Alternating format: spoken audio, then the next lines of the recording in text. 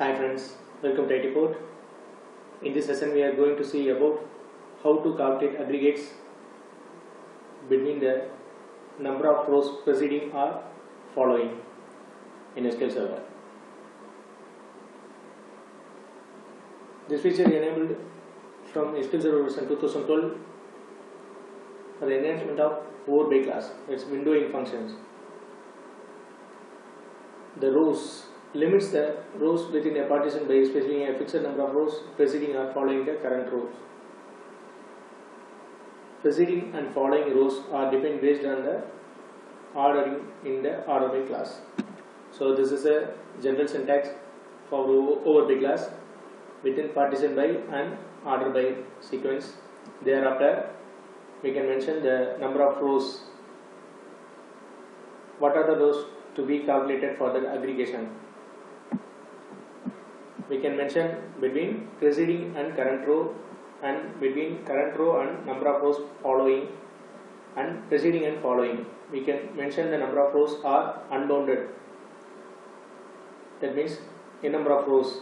What are the rows derived from the partition class? See, first one is rows between one preceding and current row. This is an example for. So it aggregates, it calculates two aggregates, two rows, current row and one preceding. That means before one row, last row. So let us check with the simplest example. The table employee sales is contained employee ID, sales quantity and the year. Calculate the general aggregates, employee ID, sales quantity and year. So here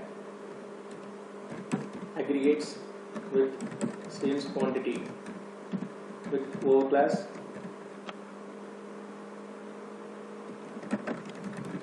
partition by employee ID and order by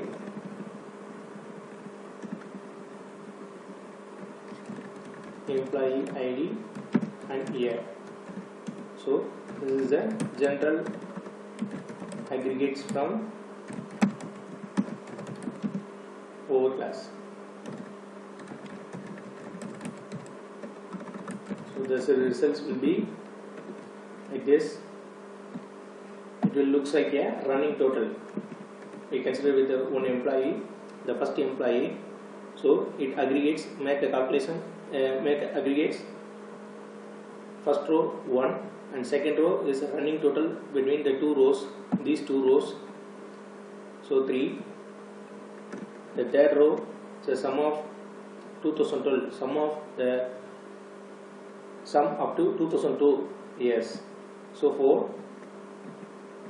The fourth row is sum up to 2003, 7. So fifth row is up to 2004. Make aggregates up to this year. So it looks like a running total in this defined order. So if you want to calculate between the last two rows, so here we can mention with rows preceding. See the same syntax with here rows to preceding. It's a conditional aggregates. It calculates the aggregates based on last two rows.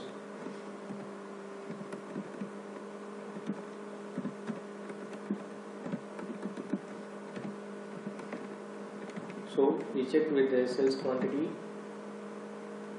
fetch the sales quantity here, so it will be easy to calculate. See, between the last two rows is 1. See, this is between the last two rows with current row. 3. So last two rows here. Last two rows, last rows 1 preceding, rows between and current row. See,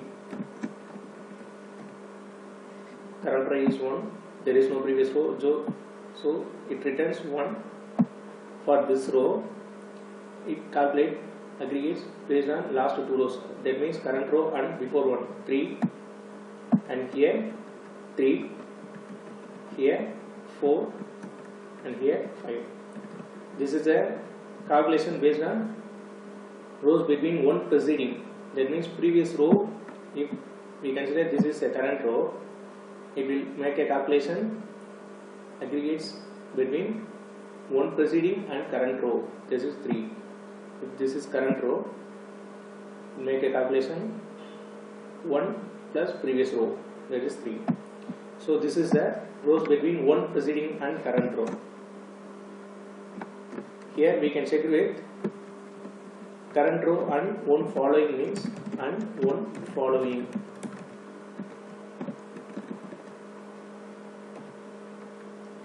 So current row and one following 3, and current row and one following 3.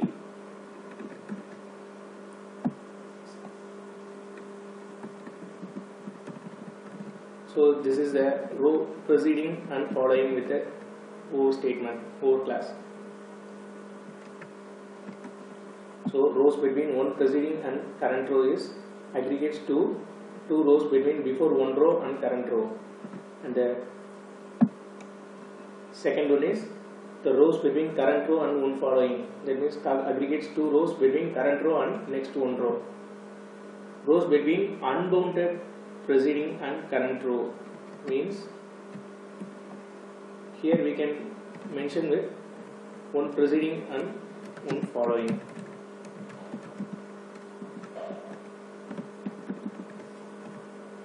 So we consider this is current row, so it will consider previous one row and following one row. So there is no previous row, so it aggregates only these 2.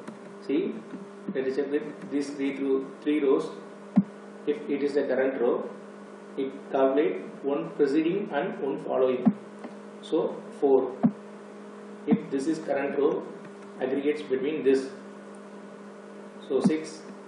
If this is current row, aggregates between this.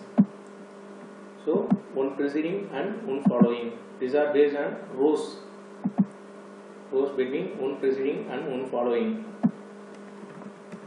See, unbounded preceding.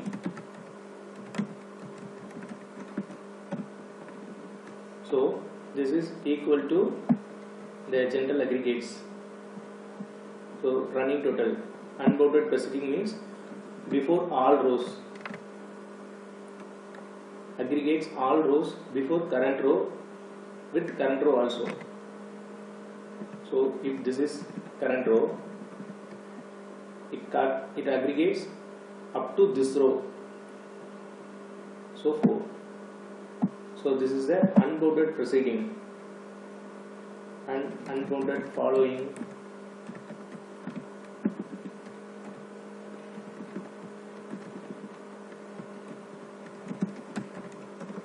Rows between current row and unbounded following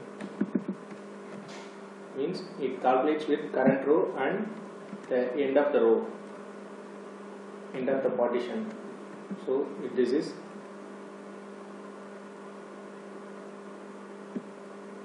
current row, this is current row, and end of the following is 2,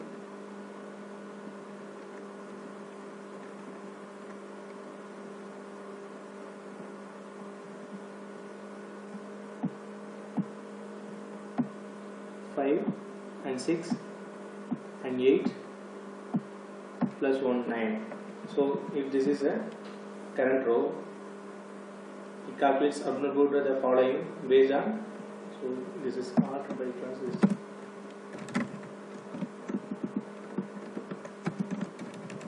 order by employee ID and year. See, this is the first row. It calculates, it aggregates current row up to this n rows, so 9, and if this is current row, it calculates at the end of the row based on the defined condition by partition. So it calculates. So this is the unbounded following. So following and preceding means before that row, and following means after that row. So this is calculate aggregates between current row and unbounded following means nth row based on the partition condition. So current row and unbounded following, unbounded preceding and unbounded following, it returns